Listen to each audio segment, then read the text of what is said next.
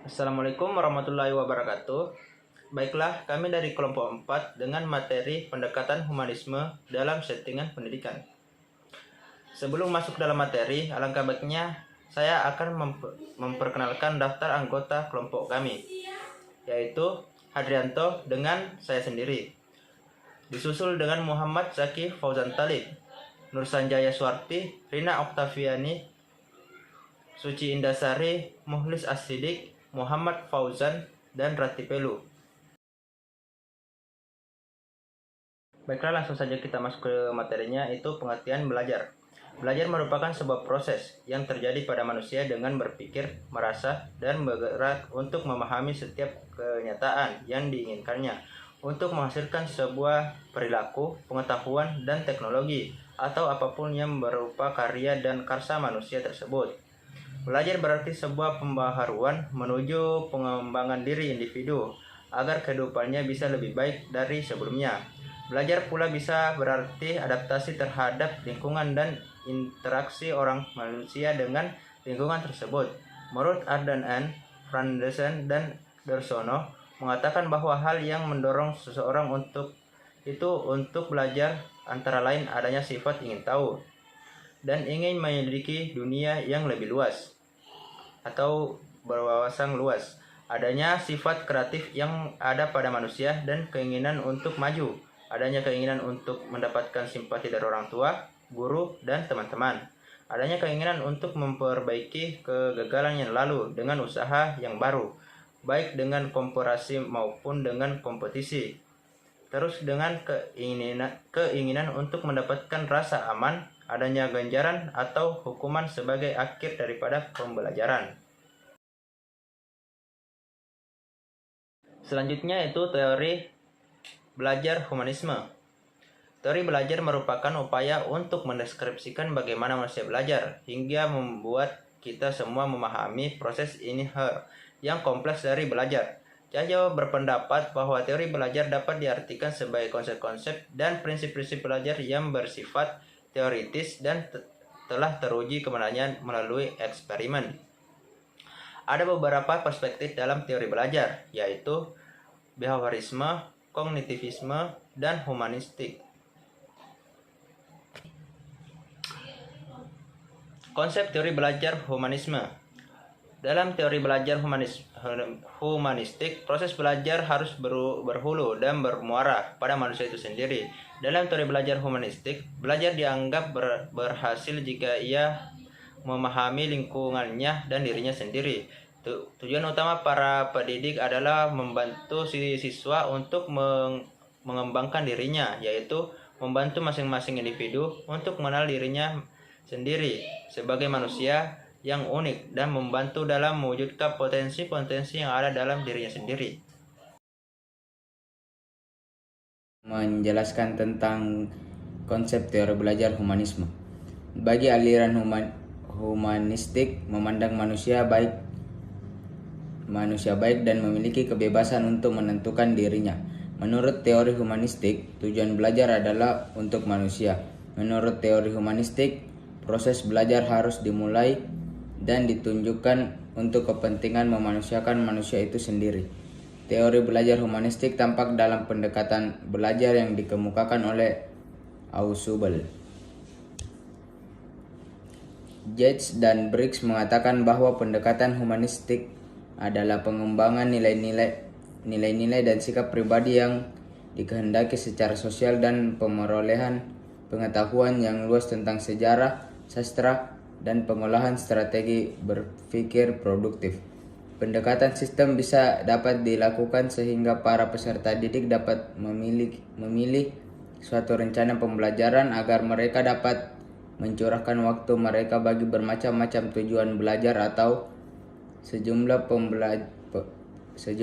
pelajaran yang akan dipelajari atau jenis-jenis pemecahan masalah dan aktivitas-aktivitas kreatif yang mungkin dilakukan.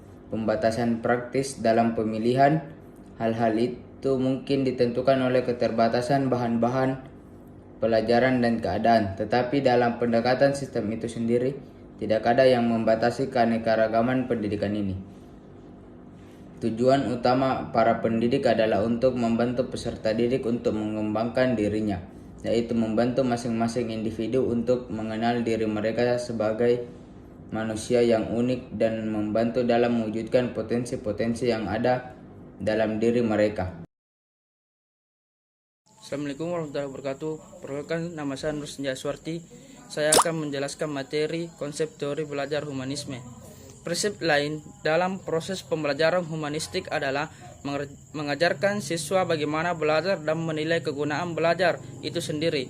Banyak tokoh penganut aliran humanistik, diantaranya adalah Koip yang terkenal dengan belajar 4 tahapnya, Honey dan Mumford dengan pembagian belajarnya, serta Bloom dan Krathwohl yang terkenal dengan taksonomi Bloom, Chomsky dengan teori persepsinya, Maslow dengan teori kebutuhannya, Rogers dengan prinsip-prinsip belajarnya, dan Gardner dengan teori kecerdasan ganda. Tokoh-tokoh teori belajar humanisme. 1. Arthur Combs. Combs berpendapat bahwa suatu hal yang sangat penting bagi seorang guru adalah bagaimana caranya bisa siswa untuk memperoleh arti bagi pribadinya dari bahan pelajarannya, serta bagaimana siswa dapat menghubungkan pelajarannya dengan kehidupannya. Menurut Combs, jika kita memahami perilaku seseorang, kita harus memahami dunia persepsi orang itu. Jika kita perilaku seseorang, kita harus memahami. Ingin mengubah perilaku seseorang, kita harus merubah keyakinan atau pandangan orang itu. Jika seseorang mengeluh karena siswanya tidak punya motivasi untuk melakukan sesuatu, ini sesungguhnya berarti bahwa siswa tersebut tidak punya motivasi untuk melakukan sesuatu yang dikehendaki oleh gurunya. Tokoh-tokoh teori belajar humanisme. Abraham Maslow. Maslow berpendapat bahwa manusia memiliki hierarki kebutuhan yang dimulai dari kebutuhan jasmania yang paling asasi sampai dengan kebutuhan tertinggi, yakni kebutuhan estetis. Kebutuhan jasmani seperti makan, minum, tidur, dan seks menuntut sekali untuk dipuaskan. Apabila kebutuhan ini terpuaskan, maka muncullah kebutuhan keamanan seperti kebutuhan kesehatan dan kebutuhan terhindar dari bahaya dan bencana. Selanjutnya, tokoh-tokoh teori belajar humanisme. Berikutnya adalah kebutuhan harga diri, yaitu kebutuhan untuk dihargai, dihormati, dan dipercaya oleh orang lain. Apabila seseorang telah dapat memenuhi semua kebutuhan yang tingkatannya lebih rendah, maka motivasi lalu diarahkan kepada terpenuhinya kebutuhan aktualisasi diri, yaitu kebutuhan untuk mengembangkan potensi atau bakat dan kecenderungan tertentu. Maslow membedakan antara 4 kebutuhan yang pertama dan 3 kebutuhan yang kemudian. Keempat kebutuhan yang pertama disebut deficiency need atau kebutuhan yang timbul karena kekurangan, dan pemenuhan kebutuhan ini pada umumnya bergantung pada orang lain, sedangkan ketiga kebutuhan yang lain dinamakan growth need atau kebutuhan untuk tumbuh, dan pemenuhannya lebih bergantung pada manusia itu sendiri.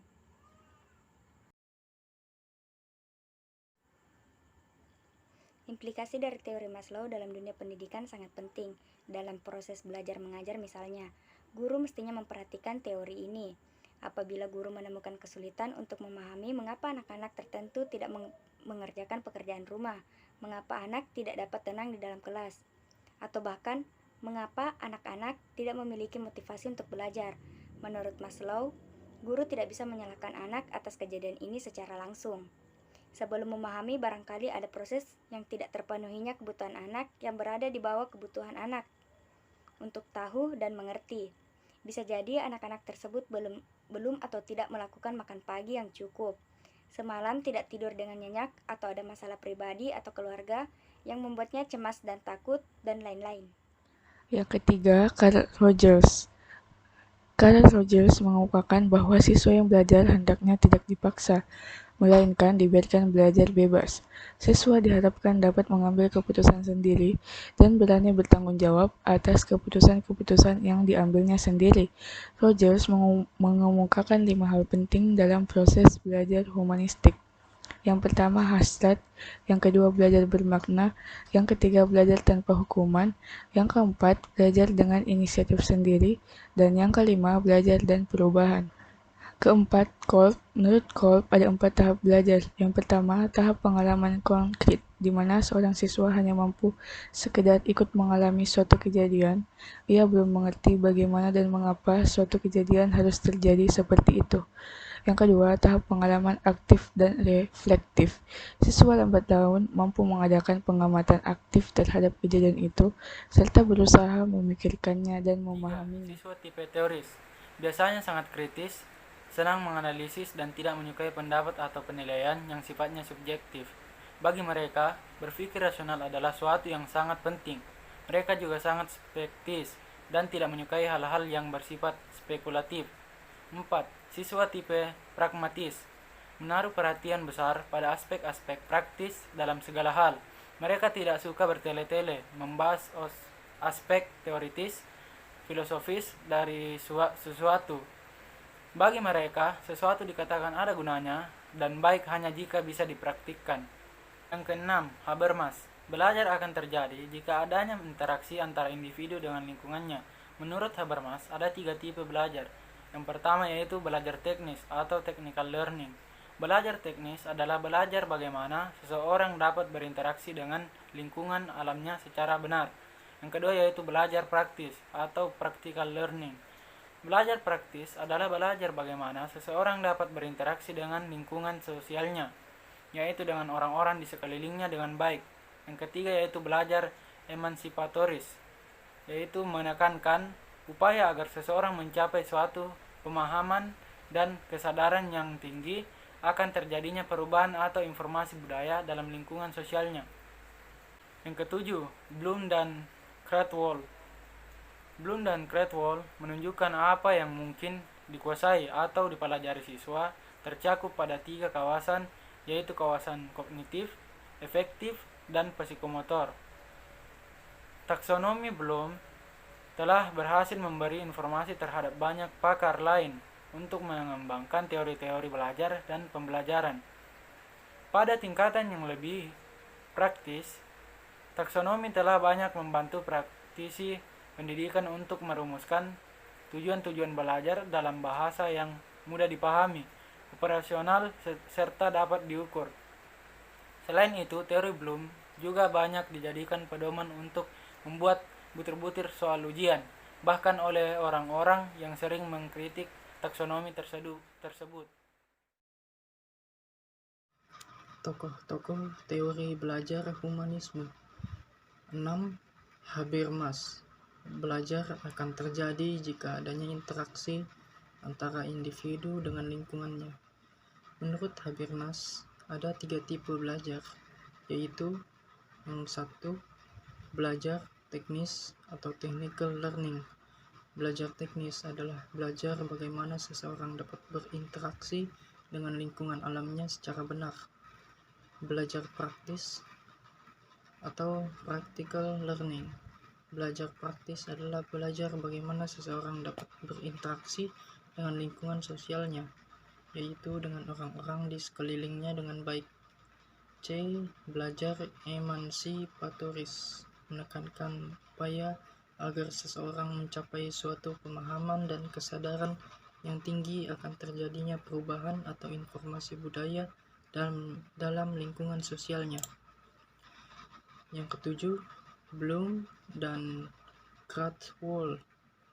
Bloom dan Krathwohl menunjukkan apa yang mungkin dikuasai atau dipelajari siswa tercakup pada 3 kawasan, yaitu kawasan kognitif, efektif, dan psikomotor. Taksonomi Bloom telah berhasil memberi informasi terhadap banyak pakar lain untuk mengembangkan teori-teori belajar dan pembelajaran. Pada tingkatan yang lebih praktis, taksonomi telah banyak membantu praktisi pendidikan untuk merumuskan tujuan-tujuan belajar dalam bahasa yang mudah dipahami, operasional, serta dapat diukur. Selain itu, teori Bloom juga banyak dijadikan pedoman untuk membuat butir-butir soal ujian, bahkan oleh orang-orang yang sering mengkritik taksonomi tersebut. Penerapan teori humanisme dalam pembelajaran. Teori humanistik sering dikritik karena sukar diterapkan dalam konteks yang lebih praktis. Teori ini dianggap lebih dekat dengan teori filsafat, teori kepribadian, dan psikoterapi daripada bidang pendidikan, sehingga sulit diterjemahkan ke dalam langkah-langkah yang lebih konkret dan praktis. Namun karena sifatnya ideal, yaitu memanusiakan manusia, maka teori humanistik mampu memberikan arah terhadap semua komponen pembelajaran untuk mendukung tercapai tujuannya tersebut. Semua komponen pendidikan termasuk tujuan pendidikan diarahkan pada terbentuknya manusia yang ideal, yaitu manusia yang mampu mengaktualisasikan diri. Perkembangan peserta didik sangat diperhatikan dalam aktualisasi diri, pemahaman terhadap dirinya, serta realisasi diri.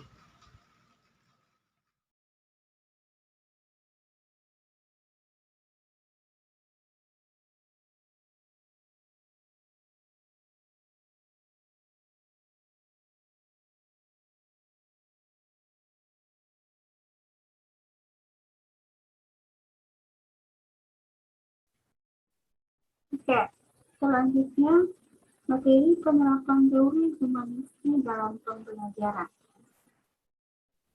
Psikologi humanistik memberi perhatian atas guru sebagai fasilitator. Ada 10 cara untuk memberi kemudahan belajar dan berbagai kualitas fasilitator. Yang pertama, fasilitator sebaiknya memberi perhatian kepada penciptaan suasana awal, situasi kelompok, atau pengalaman kelas. Jadi di sini fasilitator sebelum memulai pembelajaran, dia akan menciptakan suasana kelas yang aman, damai, tentram, dan siswa siap untuk memulai pembelajaran. Yang kedua, fasilitator membantu untuk memperoleh dan memperjelas tujuan-tujuan perorangan di dalam kelas dan juga tujuan-tujuan kelompok yang bersifat umum. Jadi di sini fasilitator dia memperjelas tujuan dari pembelajaran untuk perseorangan dan tujuan pembelajaran untuk kelompok. Yang ketiga, fasilitator mempercayai adanya keinginan dari masing-masing peserta didik untuk melaksanakan tujuan-tujuan yang bermakna bagi dirinya sebagai kekuatan pendorong yang tersembunyi di dalam belajar yang bermakna tadi.